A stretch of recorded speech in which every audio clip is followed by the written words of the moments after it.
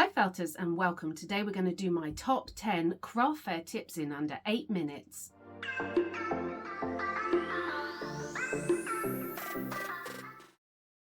So my name's Philippa, I'm a needle felter. Throughout my life I've done about 150 to 200 craft fairs, and I'm going to help you with your next craft fair by giving you my top 10 tips. So number 1, get a card reader.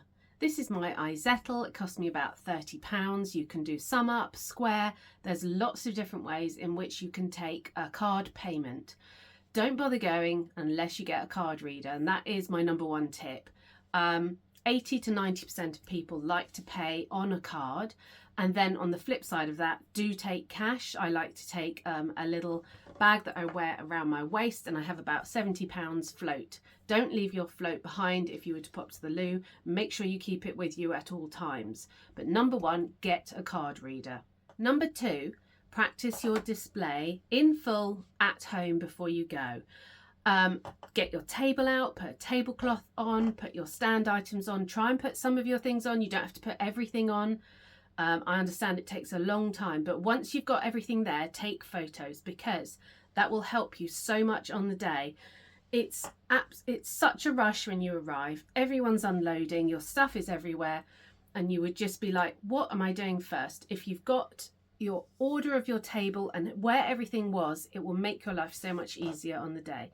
Now, just briefly, let's talk about display. It doesn't have to be really expensive. You can take items from around the home, you can take shelves, you can take baskets, you can have cardboard boxes, just put a cloth over the top of them. You can have planks of wood that could be raised up on something. That would look really, really smart. So you don't have to spend loads. I do think you should get height, because people, when they walk around, their eyes will catch and see your stuff at eye level, and then they will be drawn in. However, you can do quite a striking display. If it is for flat, it's not the end of the world. And definitely have a tablecloth. I think it looks really, really good if you definitely have a tablecloth. They're not expensive. You can get the stretchy ones off Amazon. But practice your display before you go. Number 3, price your items before the day. Don't think you're going to arrive and you've got loads of time to price everything up. You might not have time. You might, but you might not. Definitely price things up before the day. People don't really like to ask you for prices. If you go into a shop, all the clothes have got their prices on there. It's much easier than having to find somebody and ask them. Obviously, you're right by your stand, but some people don't want to interact with you that much. So if the price is there, it's so much easier for them, and they'll feel a lot more comfortable. Easy ways to price your items. You can get little gift tags. They don't cost that much. You can buy 100 for a couple of pounds, or you could just do a group signage. If you had, say, 10 items that are exactly the same, you could just put the price on a little board. But price your items before you go. Number 4, do have business cards.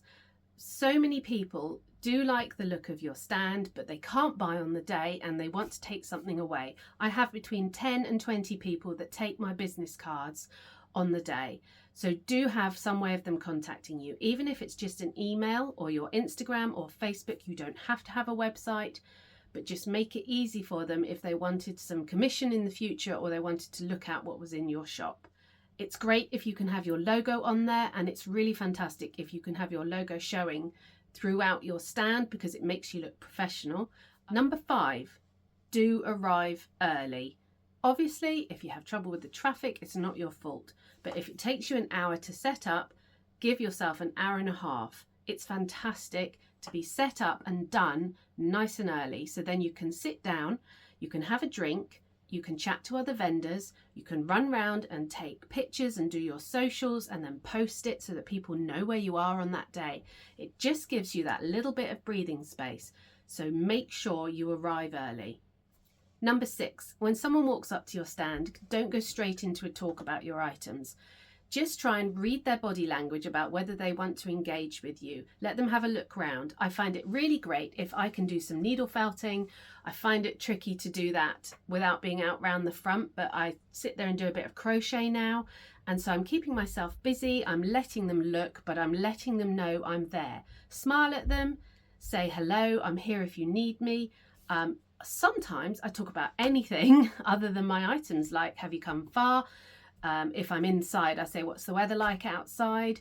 So sometimes I think it puts them at ease if you don't go straight into your selling speech about your items. When someone does start to pick something up and have a closer look, then definitely they might be thinking about purchasing it. So you might want to talk a little bit further about what you do, and whether they know about the craft. So read their body language. If you're nervous about talking to them, you don't have to. Just smile, and then they know you're there and you can help them if needed. Number 7, do have business insurance. Most places won't let you turn up without it, and if they haven't asked you for it, I would reconsider about whether you should be going. Most places do make it compulsory. If you have a gazebo and you're outdoors, you definitely need it, because if your gazebo blows away and injures someone, you're going to be liable. I am with the International Felt Makers Association, and they cover you for craft fairs. It's a really good subscription for about £44. I know you can get insured just for the day. It's about £20 to £30 if you were to call up an insurance company. And then other quotes I've had is about £100 to £150 for the year. So the International Felt Makers Association for myself is a really good value subscription. You get the magazine and you get the insurance. But definitely have insurance before you go to a craft fair. Number 8, do take drinks. Definitely take a drink, because once you're set up, you're going to be really, really thirsty, because it's quite a lot of effort to do craft fairs.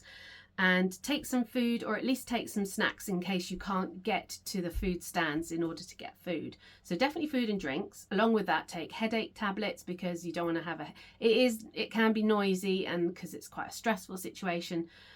There are times when I get headaches, so I definitely take headache tablets. Take mints for after you've eaten. Take a tissue or wipes to wipe your hands, and also take warm clothes, because quite often I've ended up thinking it's not that cold, but you're standing still all day, so make sure you've got warm clothes. But definitely take your own drinks and some snacks just in case.